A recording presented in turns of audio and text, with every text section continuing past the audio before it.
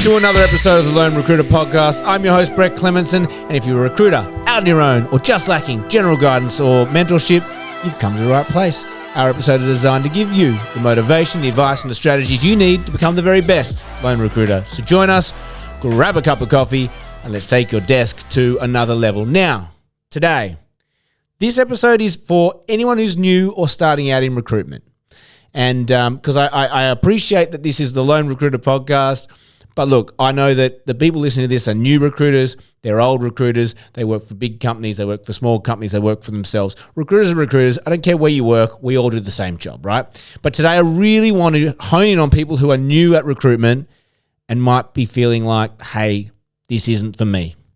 Or hey, I kind of feel like quitting, right? And there will be someone listening. I am talking to you.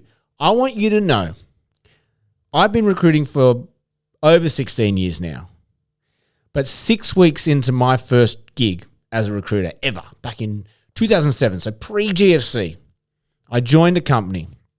I love the people, crazy energy, it kind of half made sense, but you know what? I got 6 weeks into the job, I'd made my first placement, I rang that bell, I made a little bit of commission. Everyone was partying, excited, and I just felt dead. I fucking hated it. If I'm honest, I wasn't enjoying myself, and yeah, I went to the manager's office and I said, "Hey, I quit. I'm quitting this job." And he just looked at me and said, "You're mad, man. You just made your first placement. Like, you're doing really well." And I just went, I just don't think I'm enjoying this. And the point of telling you this is that I quit, but obviously I stuck around, right? So he gave me some really – he just sat me down and said, look, if this is not for you, it's not for you. But he saw something in me, which I appreciated, and he just said, look, let's move you from the team you're in at the moment. Let's put you into a different team.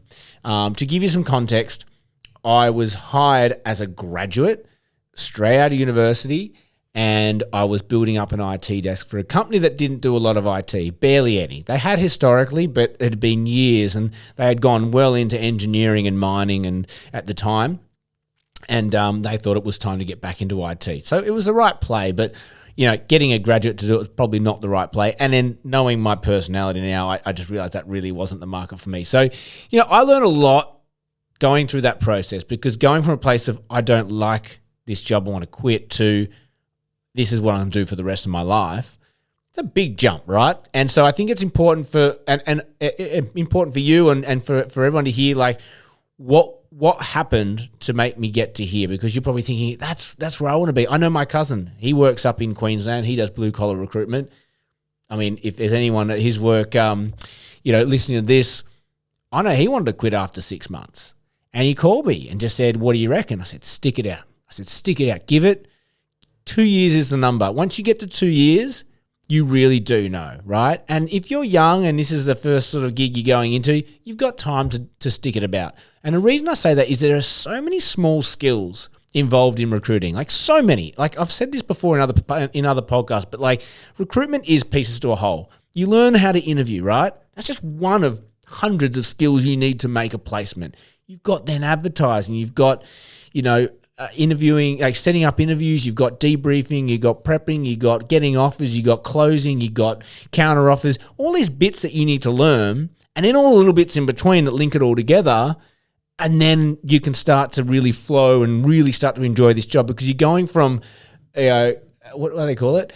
You're consciously knowing I don't know what I'm doing to just unconsciously performing the task. Kind of like driving a car. When you first start driving a car, it is tough. Oh my God, how do you...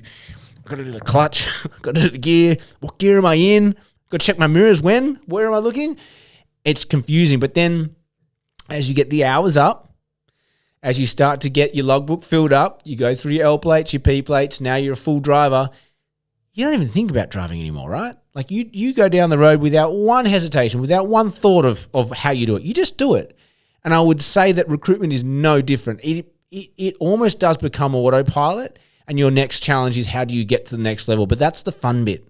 Going from, okay, I'm here, I can do this in my sleep, but how do I actually get myself to the next level and increase my volume or my effectiveness or whatever that might be? But that's not what today's episode is about. It's I quit after 6 weeks.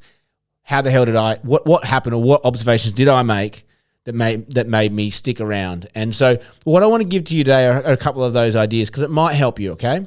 So recruitment does get better. I can tell you that now. But you want to just do a self-evaluation based on some of these questions I'm going to give you, and it might help you steer where you go next over the next 6 months to maybe make this feel like a better journey for you. So the first thing I would look at is the market. Are you in the right market? And the reason I say that is that I truly believe certain personalities and certain people suit certain markets, okay? Think of an accountant. They're very white collar. They're very, ones and zeros. And most recruiters in that market are going to sort of be able to deal with those people from day to day, understand their motivations and things like that. I, for example, my mum was an accountant, my sister's an accountant, so don't think I'm anti-accountant here, but I'm a very upbeat, energetic person, and when I'm not met with that energy, I find it really off-putting. So, when I was recruiting for IT people, very insular, very considered people, it wasn't gelling, and I didn't know it at the time, but I just genuinely think my personality did not meet the market. And so if you feel like maybe that's you as well, you just don't understand these people, well, you probably won't ever really understand them and you won't enjoy it. So are there other markets that you can see within your business or that you've looked at in the past or looked at to get into that you go, that actually makes so much more sense? Like you might be a creative type, or you might be an artsy person that thought, I really love that agency style of that lifestyle, the Surrey Hills lifestyle, the artistic lifestyle. Well, maybe you want to start recruiting in the advertising or the creative space.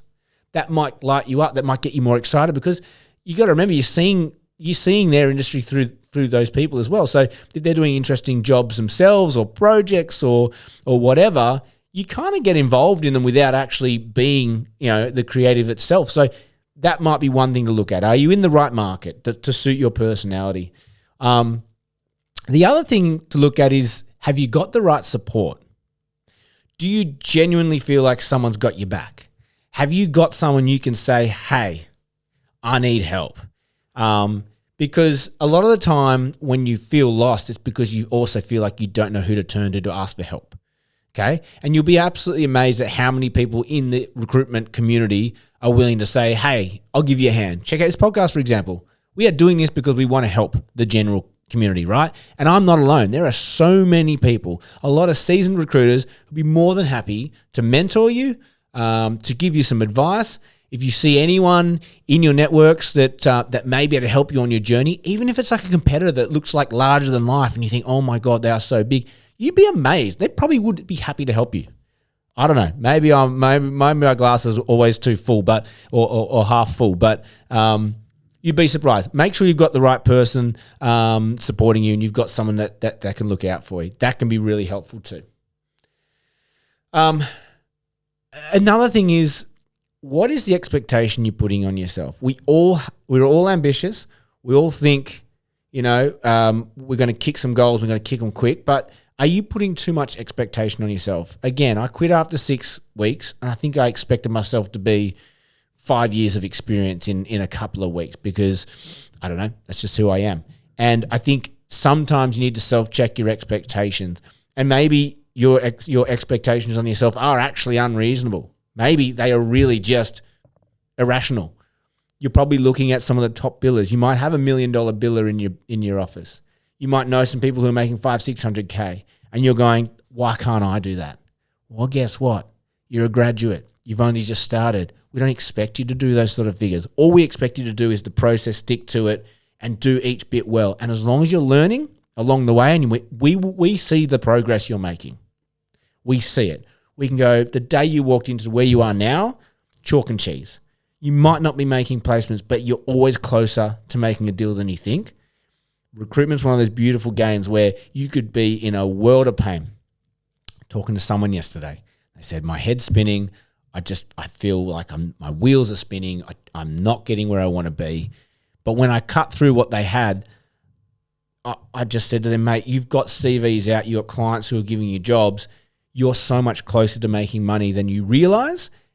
And recruitment's one of those games where a lot can happen in 24 hours. So give yourself a break, reduce the expectation on yourself, ask someone in your office, ask a mentor, ask a manager, these are my expectations on myself. Are they realistic? Do you think I'm being too hard on myself? They might actually take a lot of pressure off you by going, God, no, what are you expecting? You're not making 100 grand this month.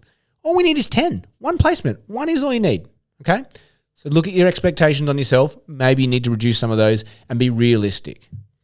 I guess the other thing is if you're feeling confused, right? Recruitment, as I say, it's a process, pieces to a whole. But if you're feeling confused, you just need to trust the process. If you're really early on in the stage and maybe your training hasn't been great, but it's been a baptism by fire, we're throwing you in the deep end, you've just got to learn on your feet. Well, look, hopefully there's a bit of structure or there's a bit of guidance around you that says, look, do this, we get that. Do that, we get this. And sometimes you're doing something here, I just don't understand why I'm doing this, but I'm going to do it anyway. Just trust the process, right? If there are people around you making money and it's seemingly a successful agency, there's probably some method to their madness. Just trust them. Just trust the process and stop putting time between your tasks. Just do the task and move on to the next task as quickly as you can. Stop sitting around and waiting for things to happen. Stop waiting for you to make sense of things. Just keep going, keep going, keep going. The more you put one foot in front of the other, the better you're going to feel and the closer you're going to get to being a seasoned salty dog recruiter like myself. I guess the last thing too, we're in a funny time in the market, okay? Markets fluctuate. There are booms, there are busts. Australia loves a boom, Australia loves a bust. And I think at the moment we're not in a boom and we're not in a bust. We're in a real odd transitionary piece where we've come off COVID, we've come off boom times, but I studied economics at university. They are fabricated boom times. It was just backlog from all the lockdown stuff we had. We then had a real tight labour market. We had a lot of stimulation that's been pulled. We've got interest rates going up. I think people don't actually know what's going to happen next, and I think that's what the turbulence in the market is at the moment. My conditions and what I see along the desks, particularly here in Australia, they're all very solid, rock solid. All our markets are rock solid, bar IT and a couple of other ones. The Australian market's very solid. It's the psyche that's a little bit askew. And I think that our clients are seeing that from their clients, which is we might have got a 12-month contract. They're probably doing 2-month increments now because people are a little bit like, I'm not sure what's going to happen next. Therefore, my behavior will act like I'm not sure what's going to happen next. But the fundamentals are still okay. And so, look, markets fluctuate. If you're feeling like this isn't working, this is putting stuff up a hill, I'm getting a lot more no's than I am yes, maybe your market's in a weird space. Maybe you need to ask someone the question, is this normal? Is this a tough market right now? Is this a good market? Are we in boom times? Are we in bad times? Get a gauge. Where are you at? Where are you in the cycle on your market? And that comes back to, I guess, the first thing I said to look at, which are you in the right market? It's a different angle on, are you in the right market for a different reason? But it's the same logic. Like, are we in the right market? Sometimes recruitment's tough because the market's tough. Okay? So, look, I'm going to wrap this one up. It's been a longer one than normal, but if you're a young, new recruiter, I hope you got something out of this episode. Don't give up.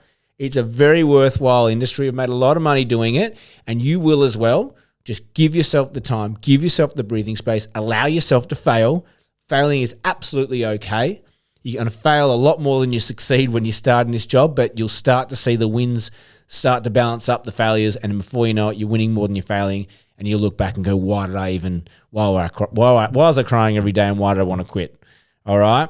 So I hope you got something out of today's episode. If you did, please share it with your friends. Click like, recommend us, pop it on your LinkedIn. I see it. I love it and I appreciate it. Okay. If you're on Spotify, click the rate button, give me 5-star review. That helps us grow. That helps other people see it. And we want to help other recruiters like you get the very best out of their desks. So that's all we have time for you today. As always, may all your deals come true.